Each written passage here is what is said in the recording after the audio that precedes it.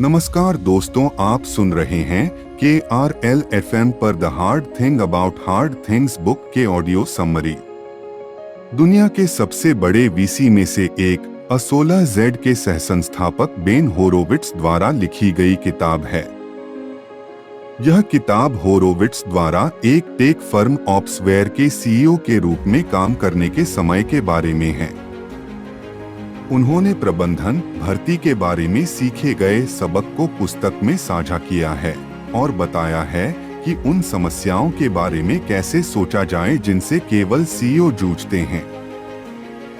यह पुस्तक उन लोगों के लिए अच्छी है जो एक बड़े तकनीकी CEO बनना चाहते हैं या यदि आप एक तकनीकी CEO द्वारा नियुक्त होना चाहते हैं, क्योंकि यह बताता है कि CEO लोगों में क्या देखते हैं। मैंने सोचा था कि यह एक उद्यमिता पुस्तक है, लेकिन ऐसा नहीं है। यह एक वास्तविक शुद्ध प्रबंधन पुस्तक है। इस किताब में दिए गए कुल 33 कॉन्सेप्ट है जो आपको एक सफल CEO बनती है। आप जो करते हैं वह मायने रखता है और यह निर्धारित करता है कि आप नायक हैं या कायर। दोनों एक जैसा महसूस करते हैं, लेकिन कार्य अलग अलग करते हैं। यही कारण है कि वे वीर या कायर हैं। ज्ञान का कोई शॉर्टकट नहीं होता। पारंपरिक ज्ञान पर भरोसा करना, हम ऐसा इसलिए करते हैं क्योंकि हर कोई ऐसा करता है, या शॉर्टकट अपनाना अक्सर कुछ भी न जानने से भी बदतर हो सकता है। यदि आप कुछ नहीं जानते हैं तो आप चीजों को एक नई रोशनी में देखते हैं जो आपको उस समस्या के बारे में गंभीर रूप से सोचने में सक्षम बनाता है। यह अक्सर अच्छा काम करता है।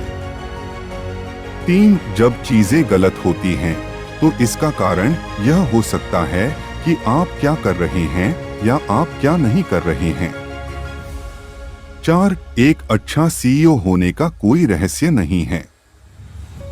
विकसित करने की सबसे अच्छी क्षमता उस पर ध्यान केंद्रित करना है जो वास्तव में मायने रखता है, और जब कोई अच्छा कदम उठाने के लिए नहीं हो तो सबसे अच्छा कदम उठाना है। उदाहरण, कर्मचारियों को बर्खास्त करना बनाम VC निवेश को अत्यधिक कम करना बनाम घाटे में बेचना। 5 किसी कंपनी में असली संघर्ष तब होता है जब सब कुछ खराब हो जाता है। यहाँ बताया गया है कि इससे कैसे बचा जाए। यह सब अपने कंधों पर मत डालो। आपके पास ऐसे अधिकारी हैं जिनसे आपकी कंपनी को निष्पादित करने और चलाने की अपेक्षा की जाती है। उनका उपयोग करें। काफी देर तक खेलें और आप भाग्यशाली हो सकते हैं। कभी-कभी यह जीने के बजाय जीवित रहने के बारे में है। इसे व्यक्तिगत तौर पर न लें। इस संघर्ष से बचे रहना और हार न मानना ही विजेताओं को हारने वालों से अलग करता है। 6 सच बताओ। बताओ कि यह ऐसा है। इसके 3 कारण हैं। विश्वास। यदि आप झूठ बोलते हैं और लोगों को इसका पता चल जाता है तो वे आप पर भरोसा करना बंद कर देंगे। किसी कंपनी में भरोसा ही सब कुछ है। जितने अधिक लोग किसी समस्या के बारे में जानेंगे और उस पर काम करेंगे, उतनी ही अधिक संभावना होगी कि समाधान मिल जाएगा। बुरी खबर तेजी से फैलती है, अच्छी खबर धीमी गति से फैलती है। 7 लोगों को सही रास्ते से कैसे हटाया जाए। 1 भविष्य पर ध्यान दें, अतीत पर नहीं। खराब प्रदर्शन करने वाले कर्मचारी के स्थान पर नया व्यक्ति खोजें। 2 देर मत करो। निर्णय लेते ही लोगों को निकाल दें। 3 जाने कि आप उन्हें क्यों निकाल रहे हैं। 4 अपने प्रबंधकों को अपने ही लोगों को नौकरी से निकालने के लिए प्रशिक्षित करें। उन्हें इस बारे में बिल्कुल स्पष्ट होना चाहिए कि उन्हें क्यों निकाला गया है और निकाले जाने के बाद उन्हें क्या समर्थन मिलेगा। 5 बड़े पैमाने पर छंटनी या किसी बहुत महत्वपूर्ण व्यक्ति की छंटनी की स्थिति में पूरी कंपनी को संबोधित करें। सहकर्मियों को जाते देख सहकर्मी दुखी होंगे। आपको इसका प्रभाव प्रदर्शन या प्रेरणा पर नहीं पड़ने देना चाहिए। 6 जब आप फायरिंग कर रहे होंगे तो लोग आपको देखना चाहेंगे, आपसे बात करना चाहेंगे, समर्थन और जवाब चाहेंगे। उपस्थित रहें, वहां रहें, जो रूप आपको मिलेगा उसका सामना करें। 8 अधिकारियों को कैसे बर्खास्त करें। समझाएं कि उन्हें नौकरी से निकाल दिया गया है क्योंकि आपने उन्हें काम पर रखने में गलती की है। आपने यह अनुमान नहीं लगाया था कि वे इस पद के लिए उपयुक्त नहीं होंगे। यह आपकी गलती है, उनकी नहीं। बोर्ड को बताएं। 9 जब चीजें गलत हो जाती हैं, जब चीजें ठीक से काम नहीं करती तो किसी को इसकी परवाह नहीं होती कि क्यों।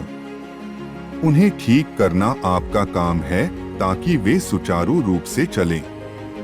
10 लोगों, उत्पाद और मुनाफे का उसी क्रम में ध्यान रखें, क्योंकि महान लोग महान उत्पाद बनाते हैं जो बहुत अच्छा मुनाफा कमाते हैं। 11 लोगों को उनकी खूबियों के लिए काम पर रखें, न कि उनकी कमजोरियों की कमी के लिए। 12 एक अच्छी कंपनी बनाएं, जहां लोग हर सुबह काम पर आना चाहें। 13 अपने लोगों को प्रशिक्षित करें। वे जादू से अच्छे नहीं बनेंगे या गहरा ज्ञान नहीं प्राप्त करेंगे। उन्हें प्रशिक्षित करें, यह महत्वपूर्ण है। 14 लोगों के नौकरी छोड़ने के 2 कारण यह हैं कि वे अपने प्रबंधक से नफरत करते हैं या वे कुछ भी नहीं सीख रहे हैं।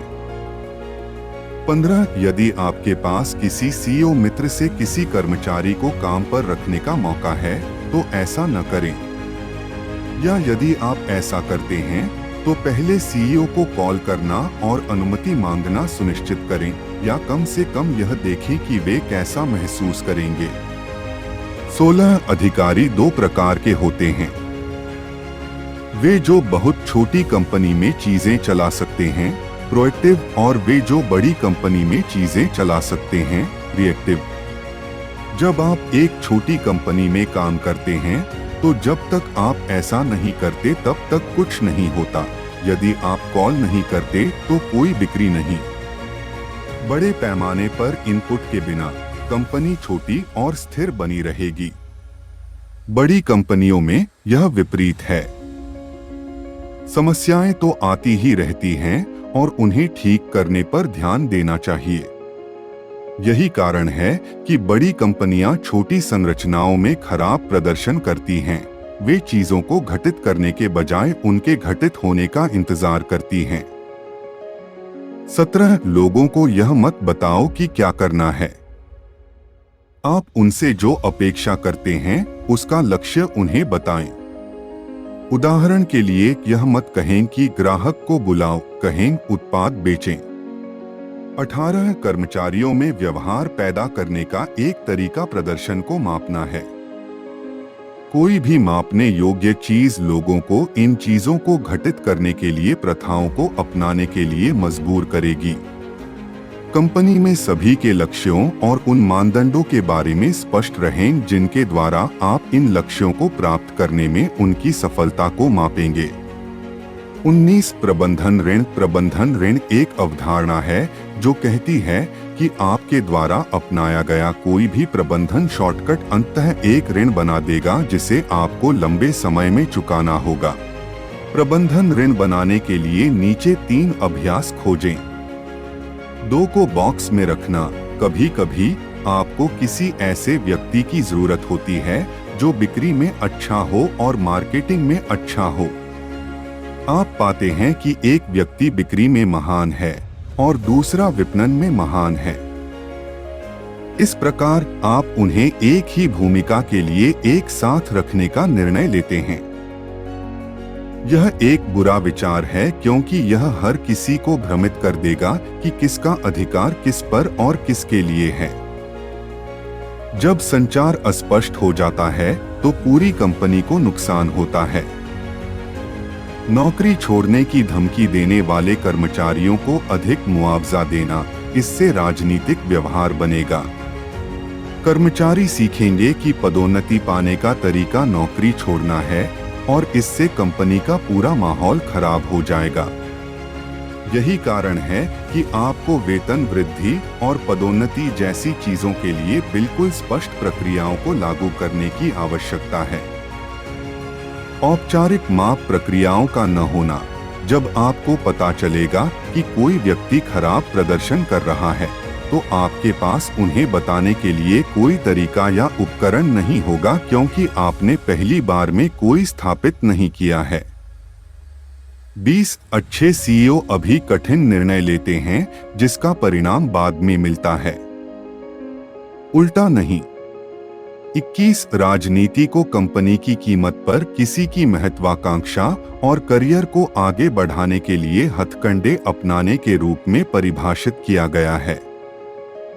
राजनीति अक्सर कुछ व्यवहारों के उपउत्पाद के रूप में होती है। उदाहरण, किसी ऐसे व्यक्ति का वेतन बढ़ाना जो छोड़ना चाहता है। इससे बचने के लिए सही महत्वाकांक्षा वाले लोगों को काम पर रखें, यानी जो आपकी कंपनी को सफल होने में मदद करना चाहते हैं, जिनके उद्देश्य आपके व्यवसाय के साथ संरेखित हों। 22 ईर्ष्या और राजनीतिक व्यवहार से बचने के लिए वेतन वृद्धि और पदोन्नति के लिए बिल्कुल स्पष्ट प्रक्रियाएं बनाएं। 23 यदि एक कर्मचारी दूसरे कर्मचारी के बारे में शिकायत करता है, तो कमरे में उन दोनों के बिना समस्या का समाधान न करें।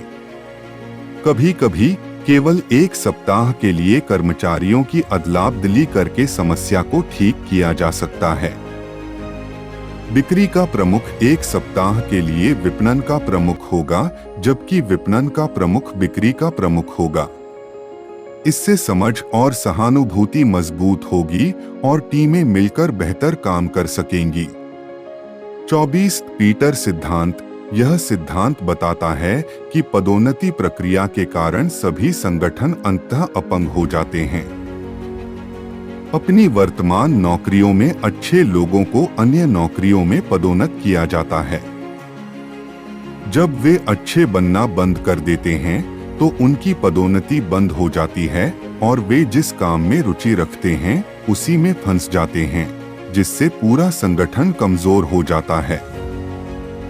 यही कारण है कि आपको उन कर्मचारियों को निकाल देना चाहिए या कम से कम हटा देना चाहिए जो पर्याप्त रूप से प्रदर्शन नहीं करते हैं।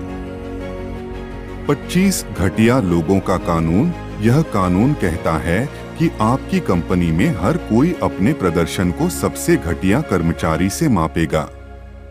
परिणामस्वरूप आपकी कंपनी आपके सबसे कमजोर कर्मचारी जितनी ही मजबूत है।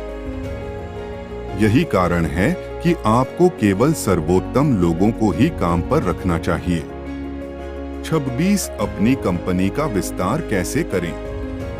संचार, सामान्य ज्ञान और निर्णय लेने जैसी आसान चीजें कठिन हो जाएंगी, क्योंकि आपके पास निपटने के लिए कई और लोग होंगे। विशेषज्ञता से निपटने का तरीका स्पष्ट प्रबंधन संरचनाएं और प्रक्रियाएं बनाना है जो सुनिश्चित करें कि हर कोई वही कर रहा है जो उसे करना चाहिए। जैसे जैसे संगठन बड़ा होगा, लोगों को अधिक से अधिक विशेषज्ञता हासिल करनी होगी। 27 संगठन डिजाइन के बारे में। वे सभी खराब हैं क्योंकि वे हमेशा Y की कीमत पर X पर जोर देते हैं। यही कारण है कि आप एक ऐसा डिजाइन अपनाना चाहते हैं जो इस बात पर जोर देता हो कि आपकी कंपनी के लिए सबसे ज्यादा क्या मायने रखता है, जबकि नियमित रूप से जांच करें कि आप क्या त्याग कर रहे हैं ताकि बाद में यह आपको नुकसान न पहुंचाए। यहाँ एक कुशल संगठनात्मक डिजाइन बनाने का तरीका बताया गया है। छोटी टीमें बनाएं जो अच्छी तरह से संवाद करें और तेजी से काम करें। पता लगाएं कि क्या संप्रेषित करने की आवश्यकता है। पता लगाएं कि क्या निर्णय लेने की आवश्यकता है और निर्णय लेने वाले लोगों की संख्या को नियंत्रित करें। सबसे महत्वपूर्ण संचार और निर्णय पथ को प्राथमिकता दें। तय करें कि प्रत्येक समूह को कौन चलाएगा। उस पथ को पहचानें जिसे आप प्राथमिकता देते हैं। उन्हें लावारिस न छोड़ें। जितना हो सके उन समस्याओं को कम करें जो आपके संगठनात्मक डिजाइन से उत्पन्न होंगी। 28 प्रक्रियाओं को कैसे डिजाइन करें। पहले आउटपुट पर ध्यान दें। आप क्या उत्पादन कर रहे हैं? सर्वोत्तम उच्चतम गुणवत्ता सबसे तेज आउटपुट उत्पन्न करने के लिए सबसे अच्छी प्रक्रिया क्या है? यह जानने का एक तरीका खोजें कि क्या आपको वह मिल रहा है जो आप चाहते हैं। फीडबैक लूप के माध्यम से इंजीनियर की जवाबदेही। यह बिल्कुल स्पष्ट करें कि कौन किसके लिए जिम्मेदार है। 29 पैमाने की प्रत्याशा भ्रांति। यह एक भ्रांति है जहां एक सीईओ आश्चर्य करता है कि क्या उसके अधिकारी अब से 24 महीने बाद महान होंगे। ऐसा मत करो क्योंकि हमें कोई परवाह नहीं है। मायने यह रखता है कि क्या कार्यकारी इस समय अपने काम में अच्छा है। यदि प्रदर्शन अपर्याप्त हो जाता है तो आप बाद में किसी और को काम पर रख सकते हैं। 30 जब आप नहीं जानते कि आप कहां जा रहे हैं तो नेतृत्व कैसे करें। जो आपको बिल्कुल सही करने की आवश्यकता है उस पर ध्यान केंद्रित करें। विकसित करने के लिए सबसे कठिन कौशल अपने स्वयं के मनोविज्ञान का प्रबंधन करना है। सीईओ 2 प्रकार की गलतियां करते हैं। वे चीजों को बहुत व्यक्तिगत रूप से लेते हैं या पर्याप्त नहीं। न तो सकारात्मक और न ही नकारात्मक से शादी करें। हर कंपनी एक WFIO क्षण से गुजरती है। हम गड़बड़ हैं, यह खत्म हो गया है। ये क्षण अक्सर व्यवहार में जितने बुरे होते हैं उससे कहीं अधिक बुरे लगते हैं। दर्द को शांत करने के लिए कुछ दोस्तों से बात करें। अपनी समस्याएं कागज पर लिखें। आगे की राह और उद्देश्य पर ध्यान केंद्रित करें, न कि उस दीवार पर जिस पर आप प्रहार कर सकते हैं। प्रतिभा और साहस महान सीईओ बनाते हैं। बुद्धि नहीं, साहसी बनो। 31 महान नेता कंपनी के लिए एक महान दृष्टिकोण स्पष्ट कर सकते हैं। अपने कर्मचारियों और कंपनी के लिए सही प्रकार की महत्वाकांक्षा रखते हैं। अपने लक्ष्य को प्राप्त करने में सक्षम हैं। ऐसा वातावरण बनाएं जहां कर्मचारियों को लगे कि सीईओ को उनकी खुद की तुलना में अधिक परवाह है। सीईओ बनाए जाते हैं, पैदा नहीं होते। ऐसा इसलिए है क्योंकि सीईओ होने का मतलब ज्यादातर अप्राकृतिक और गैर सहज चीजें करना है। 32 फीडबैक कैसे दें। प्रशंसा से आरंभ करके टिप्पणियों पर समाप्त न करें। लोग बच्चे नहीं हैं। प्रामाणिक होने। सही जगह से आओ। आप अपने कर्मचारी की मदद करना चाहते हैं, उसे चोट नहीं पहुंचाना चाहते। व्यक्तिगत मत बनो। यह कर्मचारी के बारे में नहीं है, यह उसके काम के बारे में है। लोगों के सामने लोगों का मजाक न उड़ाएं। ऐसा कोई एक आकार नहीं है जो सभी के लिए उपयुक्त हो। आपकी प्रतिक्रिया शैली अलग अलग लोगों के अनुरूप होनी चाहिए। प्रत्यक्ष रहो, कोई मतलब नहीं। इसे सामान्य करने के लिए हर समय हर चीज पर फीडबैक दें। तब लोग इसकी अपेक्षा करते हैं और यह बोझ कम हो जाता है। 33 सीईओ क्या करते हैं और उनका मूल्यांकन कैसे करें। क्या सीईओ को पता है कि क्या करना है? अच्छे सीईओ सही कार्रवाई करते हैं। क्या सीईओ के पास सही रणनीति, कहानी, दृष्टिकोण है और वह तेजी से और सही निर्णय लेते हैं? अच्छे सीईओ के पास एक अच्छा दृष्टिकोण होता है जिसका हर कोई पालन करता है और ऐसे निर्णय लेता है जो अंततः कंपनी के लिए सही होते हैं। क्या सीईओ कंपनी से वह करवाता है जो वह चाहता है? अच्छे सीईओ को कंपनी के लक्ष्य को हासिल करने के लिए कर्मचारी मिलते हैं। 34 क्या आपको अपनी कंपनी बेच देनी चाहिए? असल में सवाल यह है कि आपको कंपनी कब नहीं बेचनी चाहिए। यदि आप किसी बड़े नए बाजार में हैं, बहुत जल्दी और हावी होने की संभावना है, तो बेचे नहीं। जैसे गूगल ने नहीं बेचा। यदि नहीं, तो इसे बेचना अच्छा हो सकता है। यह स्थिति हमेशा अलग-अलग लक्ष्यों, उद्देश्यों, मानदंडों और संदर्भों पर निर्भर करेगी जिनका व्यक्तिगत रूप से अध्ययन करने और प्रासंगिक बनाने की आवश्यकता है।